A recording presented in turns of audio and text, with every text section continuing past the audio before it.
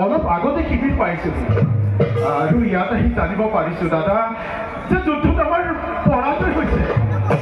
তেন্তে কৰ্ণ এতিয়াও জীয়াই আছে?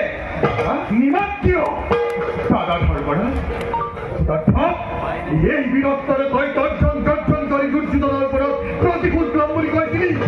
এই বীৰত্বৰে তই কৰ্ণবধৰ প্ৰতিজ্ঞা কৰিছিলি। দাদা শান্ত হোক দাদা, শান্ত হোক। চিৰপূজ্য তুমি মোৰ পিতৃস্বৰূপ। জানিলোহেঁতেন যদি আগে এবাৰ ৰাধাৰ তগৰে পৰাস্ত কৰিব বুলি মোৰ চাৰি ভ্ৰাতাক কৰ্ণক চেষ্টাই নিৰম প্ৰাণত কদাপিতো নাথাকো দাদা আবদ্ধ জুনিৰ লগত। আস্বাদন নুশুনো অৰ্জুন। দাদা নাযাওঁ প্ৰত্যয় আৰু ভীৰুৰ কথা।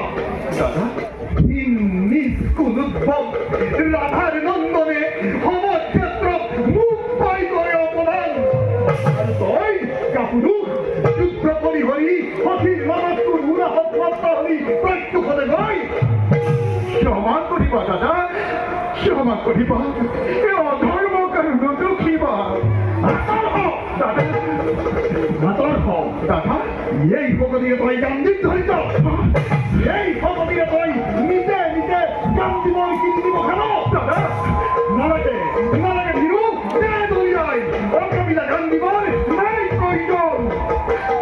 দাদা কি তুমি মোৰ গান্ধী মোক কৰিলা তুচ্ছ জ্ঞান? কি অবোধ, কি অবোধ। লোৱা লোৱা পুৰস্কাৰ তোমাৰ নিৰ্মল।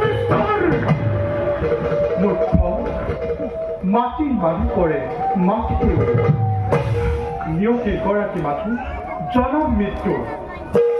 যদুপতি যিজনে মোৰ গান্ধী মোক তুচ্ছ জ্ঞান কৰিব সেইজন ভাতৃ হওক গুৰু হওক বিনাশিব ফাল্গুনিয়ে এই মোৰ সত্য অংগীকাৰ।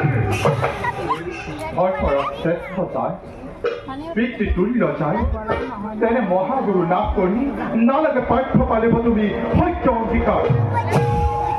তেন্তে তেন্তে ব্যৰ্থ হ'ব সত্য অংগীকাৰ। কথাটো নহয় ব্যৰ্থ, আছে অন্য উপায়। উপায় বিস্মিত নহ'বা পাৰ্থ। নোৱাৰা যদিহে ল'ব নিন্দুকৰ প্ৰাণ, তেন্তে প্ৰতিজ্ঞা আছিল তব নিজ প্ৰাণদান। সত্য সত্য যদুপতি আছিল বিস্মিত।